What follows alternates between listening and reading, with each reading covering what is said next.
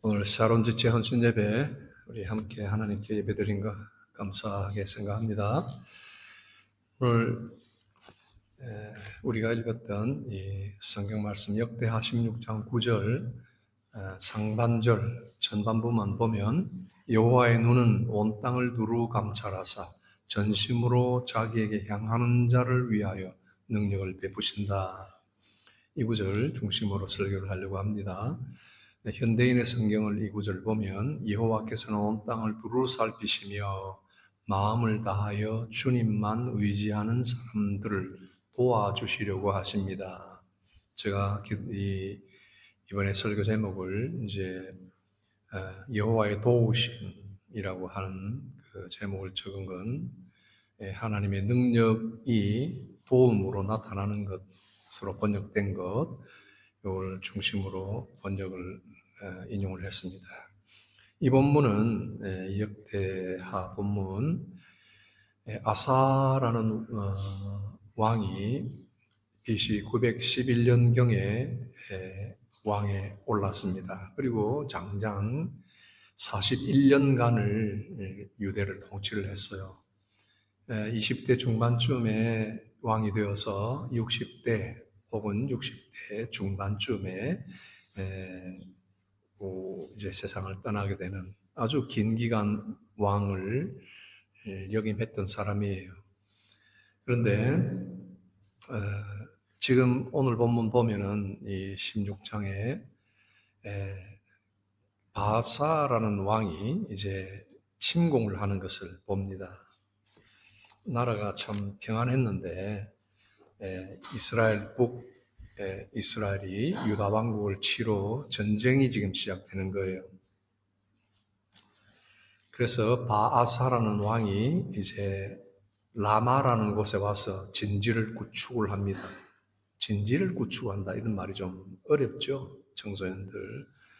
이제 전쟁을 하기 위해서 이제 새로운 이런 그 포맷을 갖추고 이 성을 아주 요충지예요. 아주 센터가 되는 중요한 포인트인데 거기에서 이제 잘 정비해서 전쟁을 치르려고 그 도시를 딱 거점으로 삼은 거예요. 이때 이제 아사 왕이 어떻게 행동을 취하느냐 하면은 그 옆에 있는 아람 왕을 찾아갑니다.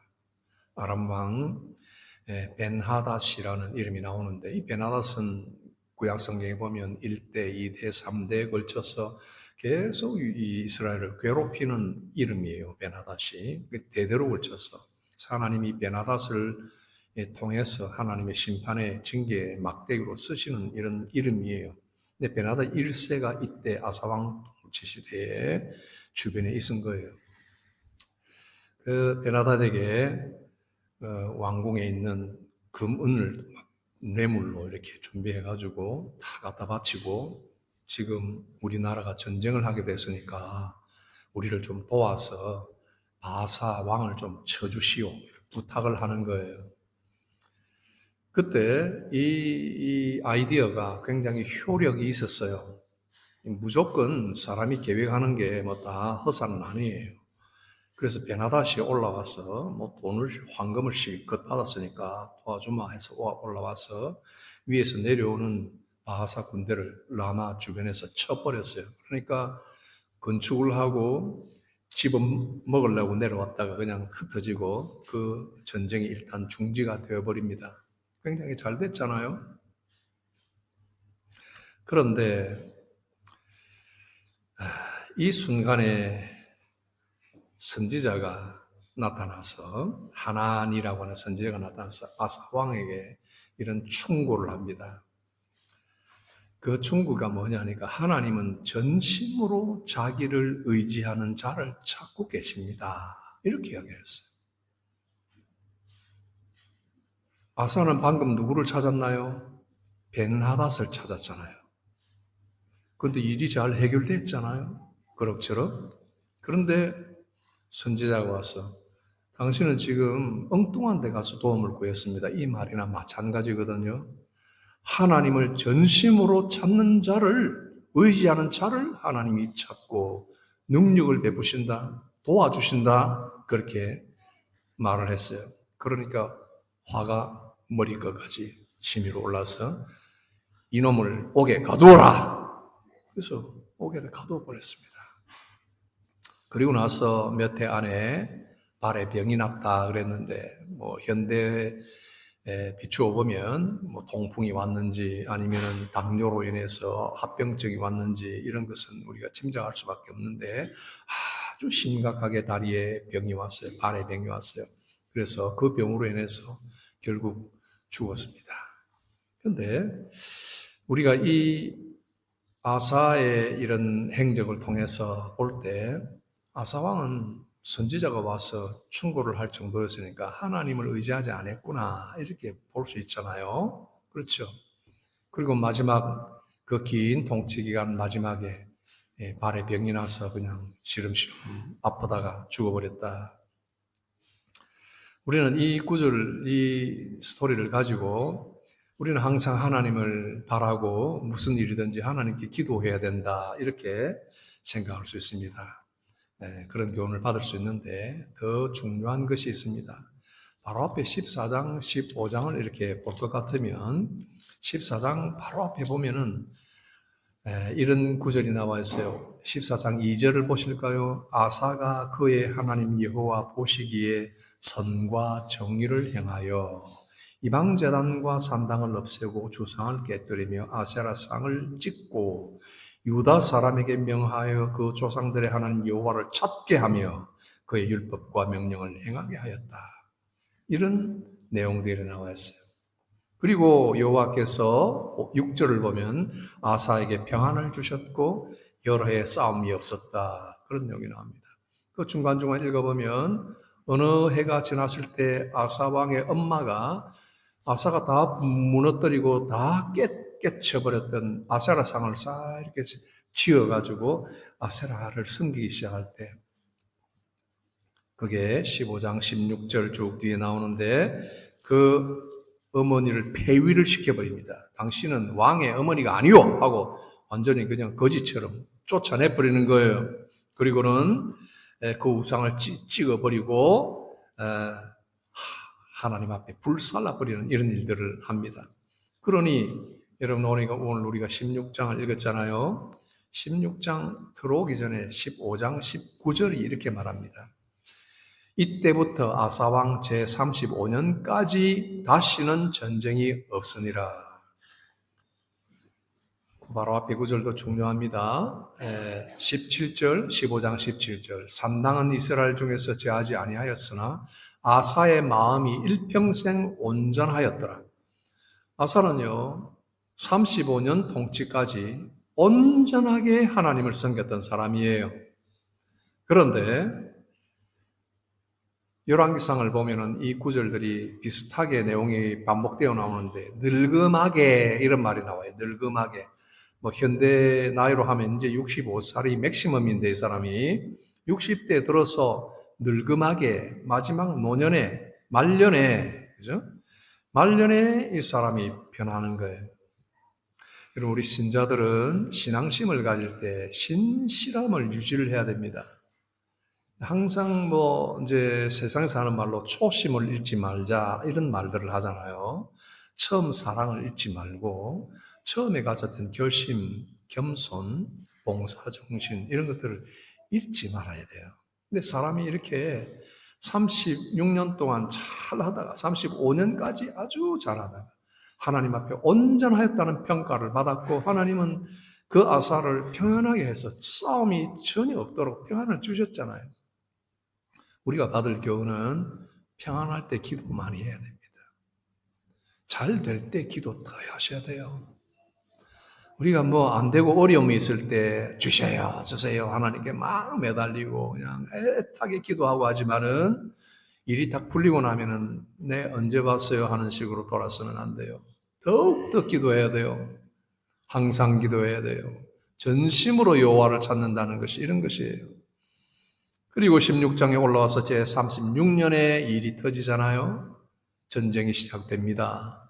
이럴 때도 평소에 기도하고 하나님을 의지했던 사람이라면 당연히 그때도 이 기도가 이어지는 거예요. 그리고 설령 기도가 좀 중단이 되었을지라도 하나님 앞에 좀 깨어있는 사람들은 기도가 중단되었다는 것을 깨닫고, 이 위기가 기도의 새로운 시기구나, 이 위기가 하나님을 더욱 붙들 때구나 하고 각성하고 하나님을 더 찾았어야 되는 거예요. 그런데 정말 느닷없이 아사는 베나닷을 찾아간다, 이런 기록이 나오는 거예요. 우리는 평안할 때 기도해야 합니다. 우리는 평안하면 방심합니다. 참 쉽게 방심해요. 언제 내가 그렇게 어려웠지? 코비드 기간에 너무 어려워서 사업도 어렵고 장사도 어렵고 사는 것도 어려워서 교회는 다 록다운되고 전부 다 영상으로 예배드리고 빨리 이것이 해결되기를 기도하고 빨리 이 모든 역경들이 물러나기를 기도하고 이럴 때가 있었는데 다 지나가고 나니까 여러분 그런 세월이 언제 있었나 싶잖아요. 그때는 기도하고 우리가 50일씩 기도하고 금식하며 기도하고 했잖아요. 다 지나놓고 나서 여러분이 모든 거 쏟아나버리고 기도하는 일을 중지했다면 이것은 참 잘못된 생각이에요. 하나님은 전심으로 하나님을 찾는 자를 하나님이 찾습니다. 그리고 어려울 때는 더 말할 나위가 없습니다. 어려울 때는 더 하나님께 기도해야 됩니다. 그러나 아사는 이것을 놓쳐버렸습니다. 하나님을 전심으로 찾는다, 의지한다 하는 것은 하나님은 항상 우리를 도울 준비가 되어 있는 분이다 하는 것을 믿는 것입니다. 기도는 하나님의 능력을 새삼스럽게 끌어내는 그런 행동이 아니에요. 기도는 거래가 아니에요. 거래. 하나님, 내가 기도하니까 내주셔야 됩니다. 이런 거래가 아니에요. 물론 신앙이 아주 어릴 때, 믿음의 초보 단계에 있을 때 하나님 내가 11조를 이렇게 내니까 하나님이 갚아주세요. 하나님 내가 감사한금을 드리니까 그만큼 100배로 갚아주세요. 그리고 하나님께서 그 숫자대로 갚아주실 때가 있어요. 마치 거래를 하듯이 기도할 때가 있어요. 그러나 기도는 전부 거래만 되는 것이 아니에요. 하나님의 능력을 끌어올려고 하는 것이 아니라 그 능력에 하나님을 항상 신뢰한다는 내 신앙의 고백이에요. 내 모든 형편 속에서 빌립보서에서 하는 말로 모든 일에 기도와 간구로 이야기합니다. 전심으로 기도하고 전심으로 하나님을 바라라. 시공간에 살고 있는 우리들의 전심은 항상 기도의 시간에 이렇게 속박을 받고 기도의 시간을 이야기합니다. 루터는 3시간을 하루 동안 기도했습니다. 하루에 3시간을 기도했습니다. 이런 기록이 나와 있어요. 그런데 3시간만 기도하고 그러면은 21시간은 그러면 기도 기자도 안 했다는 말이 될까요? 그건 아니에요. 여러분이 금식을 하고 기도를 한다고 해도 금식을 한다고 그 금식할 때만 기도가 아니라 종일 하나님을 향하게 되는 거예요. 전심으로 그 시공간을 완전히 초월해서 제한받지 않고 속박되지 않고 하나님을 바라게 되는 그런 기도를 하게 되는 거예요. 항상 끈질기게. 그래서 우리에게 기도의 특별한 시간대가 온다 하는 것은 무언가 우리에게 중요한 그런 선택의 기로가 있을 때, 또 어떤 참 남들에게 말하지 못할 중요한 어떤 문제들이 우리에게 있을 때 우리는 그걸 가지고 하나님께 기도합니다. 아사는 위기 속에서 하나님보다 사람의 도움을 먼저 선택했습니다. 그러나 성경은 위기의 크기 이런 것이 아니라 누구를 바라보는가 이것을 항상 주의를 시킵니다. 기도하지 않는 선택은 더 많은 불안과 싸움을 낳게 됩니다. 기도 없는 선택은 끝없는 우회로를 스스로 선택하는 것과 같습니다. 급하고 중요한 일이 있을수록 더 간절한 기도로 하나님을 향해야 합니다. 나는 전심으로 여호와를 의지하는가? 이 질문에 답을 한번 해보십시오. 나는 전심으로 항상 여호와를 바라보고 있는가 하는 데 대한 답을 한번 찾아보십시오. 그리고 성령께서 여러분들이 어떻다 하는 것을 가르쳐 주는 대로 그 답을 받아보십시오. 그러므로 기도는 어떤 상황에 대한 어떤 반응보다는 하나님을 사랑하는 고백이 되는 것입니다. 전심으로 향한다 하는 것은 뭔가 우리가 완벽함을 갖추고 하나님께 기도를 잘 한다는 뜻보다는 하나님을 바라보는 온전한 태도입니다.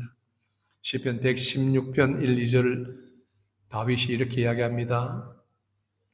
내가 여호와를 사랑함으로 그가 나의 음성과 나의 간구를 들으심이로다.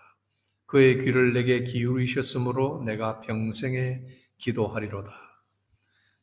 내가 하나님을 사랑함으로 하나님은 나의 음성과 간구를 들으시는데 그러므로 나는 평생에 기도하리로다. 다윗의 기도는 자기가 하나님을 사랑하는 만큼 하는 거예요. 여러분, 이런 비유는 얼마든지 우리가 들 수 있는데 사랑하면 이야기하고 싶습니다. 우리 가운데 이전에 다 처음에 결혼하기 전에 신랑 신부가 되기 전에 만났던 사람들이 있어요. 그 결혼을 앞둔 사랑하는 대상을 앞두고 대화를 할 때 그 대화는 참 거침이 없어요. 무슨 대화든지 다 나누고 아무리 대화를 나눠도 그 시간은 너무나 빨리 지나가고 집에 돌아와도 또다시 만나고 싶고 또 대화하고 싶고 그래도 갈증은 그대로 나고 다시 또 만나고 싶고 대화하고 싶고 그렇잖아요. 계속 이야기를 하게 되는 거예요. 하나님을 사랑하면 하나님께도 그렇게 나아가는 거예요. 그냥 그 앞에 내가 있고 싶고 그 앞에서 무엇인가를 아뢰고 싶고 듣고 싶고 하나님을 사랑하는 만큼 아뢰게 되는 거예요.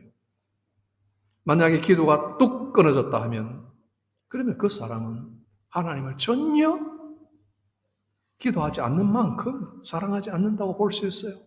여러분이 그토록 사랑하는 피앙세 약혼남을 볼 때마다 지나가는 개 쳐다보듯이 보고 닭 보듯이 보고 그렇게 된다면 정말 그 속에 있는 사랑이 진실된 사랑이라고 누가 말을 하겠어요? 기도는 이 상황을 해결해 주세요 하고 들고 나가기 이전에 하나님 저는 주님을 사랑합니다 하는 마음이에요. 우리들이 때때로 기도할 때 한두 마디 하고 더 이상 할 기도가 없는 그래서 기도 내용이 그냥 내가 일방적으로 구하는 것을 간구하고 그것으로 땡 하고 떨어지는 이런 기도 말고요. 하나님이 너무 나를 사랑하는 걸 알기 때문에 나도 하나님을 사랑하여 그분 앞에 가만히 잠잠히 있어도 좋고 내가 무엇인가 내 마음에 있는 모든 간구, 모든 생각 그것은 1000가지, 10,000가지가 될 수 있어요. 여러분 기도 제목을 낸다고 그러면은 1가지, 2가지, 3가지, 4가지, 5가지 막 적어보는데요. 그런 제목뿐만 아니라 여러분 속에 있는 모든 생각이 다 기도 제목들이에요. 사실은. 시편의 많은 기자들이 하나님께 영광을 돌리고 하나님을 찬양하는 그런 기도를 드리기도 하죠. 어떤 경우는 모든 어려움에서 나를 건져달라는 그런 기도를 하죠. 우리 민족이 어려움을 당하고 있으니까 속박에서 벗어나게 해달라는 기도도 하죠. 어떤 경우에는 하나님께 부르짖고 원수에 대하여 저주를 퍼붓는 기도들을 하죠. 저 원수들을 없애달라고 하고 저 원수들이 자손 만들어 다 그냥 빌어먹게 하시고 다 망하게 하시고 고리 대금업자들에게 그냥 낚여서 완전히 망하게 하시고 그 조상들을 쳐다보지 못하도록 만들게 하시고 일어서지 못하게 하시고 그들의 기도까지도 하나님께서 다 막으셔서 기도 자체가 죄가 되게 해주세요. 이런 기도까지 포함이 다 됩니다. 시편 109편에 그런 내용들이 나와요. 이 모든 것들을, 이 저주들을 만약에 여러분들이 마음에 들지 않는 어떤 사람에게 가서 대놓고 그런 기도를 막 그냥 퍼붓는다면 당신은 뭐 그냥 있는 대로 그냥 자신이 다 망하기를 바라고 자식이 다 망하고 막 3대가 망하고 막 일어서지도 못하게 하고 이렇게 한다면 그거는 죄가 돼요. 그렇게 하면 안 돼요. 그러나 하나님 앞에 나와서 하는 이런 이야기들은 무엇이든지 구하는 기도 속에 들어가는 거예요. 이게 단언이고 하나님께 대한 하소연이고 이런 거예요. 그때 하나님께서 그렇게 기도하는 자들을 하나님께서 그 마음을 위로해 주시고 그런 대적들을 품을 수 있는 관용도 주시고 도저히 내가 해결할 수 없는 문제들을 해결할 수 있도록 하나님께서 또 해결책을 내어주신다는 것을 나중에 경험하게 되는 거예요. 우리 하나님 앞에 무엇이든지 나와서 그 자체로 아버지라고 부르면 되는 거예요. 아버지하고 여러분들이 미사 요구를 써서 막 이것저것 아뢰지 않아도 여러분들이 가지고 있는 한두 가지 문제를 안고 하나님 앞에 정말 무시로 이 모든 것을 내려놓고 다 토해내놓는다는 거예요. 다 내려놓는다는 거예요. 그럴 때 하나님께서는 놀라운 은혜를 베푸십니다. 한화의 최고 경영자였던 이승연 씨가 했던 말이 있습니다. 저는 그 사람이 약간 좀 터프한 사람으로 사람들에게 알려져 있는데 이렇게 이야기했어요.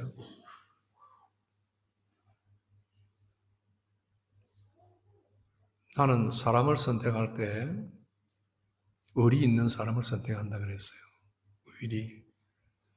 의리 없는 재능은 아무짝에도 쓸모가 없다 그랬습니다.